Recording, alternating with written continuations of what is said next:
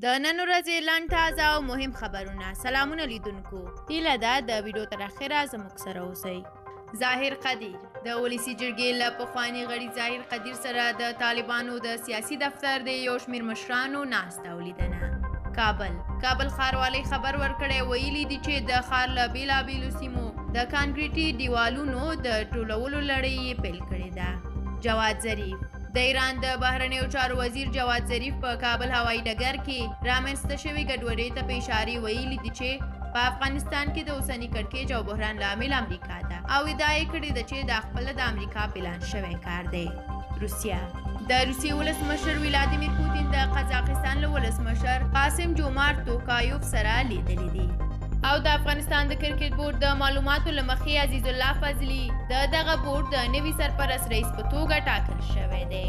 هلمند طالبانو په هلمند کې 350 تنه نور بندیان هم خوشي کړي دي. ترکیه پر افغانستان د طالبانو تر کنټرول وروسته د طالبانو یو ویان سهیل شاهین د ترکیې د دولت اړوند یوې ورځپاڼې سره په تازه مرکه کې ویلي دي چې دوی د ترکیې مرستو ته تر ټولو ډېره اړتیا لري. هغه څرګنده کړې ده چې د افغانستان ټول مهم بنسټونه بیا رغونې ته او دوی په دې برخه کې د ترکیې مرستې او همکارۍ ته د نړۍ د هر بل هیواد په پرتله ډېره اړتیا لري. او مولوي امیر حمزه د اوبو او برېښنا عمومي ادارې مسؤل وټاکل شو. هغه نن د دې ادارې له کارکوونکي سره په ناسته کې له ټولو غوښتي دي چې له هر ډول تشویش پرته دې خپلو دندو ته دوام وکړي.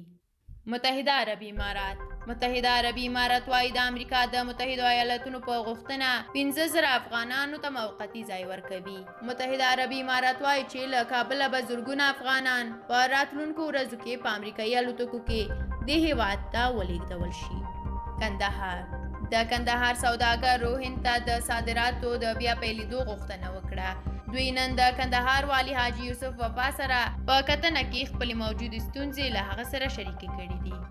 او اخري خبر همدا چې د طالبانو د دعوت او ارشاد کمیسیون مشر مولوي امیر خان متقي په یو تازه بیان کې پر طالب ځواکونو غږ کړی دی چې له خلکو سره خپل چلند لاسم کړي. هغه زیاته کړې ده چې په دې حساس وخت کې ډېر خلک شته دي چې فرصت ته په تمه دي تر څو د طالبانو کړنې تر پوښتنې لاندې راولي.